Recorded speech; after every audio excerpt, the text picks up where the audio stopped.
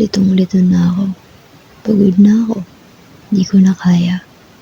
Ayoko na. Itong mga salitang to ay kadalasan mong maririnig sa isang estudyante o trabahante.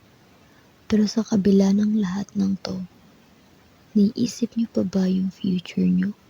Kaya hindi ako basta-basta sumusuko kasi alam ko sa sarili ko na Paano kung magmahal ka ng isang taong bawal mahalin sapagkat siya'y nakalaan na para sa iba?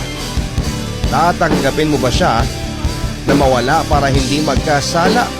O handa kang magkasala, wag lamang siyang mawala?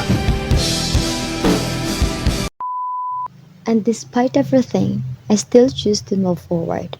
That's why my partner is always on my side.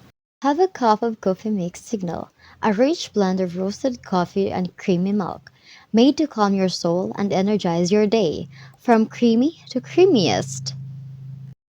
Thick, delicious, comforting. Your signal to rise, refocus, and keep going.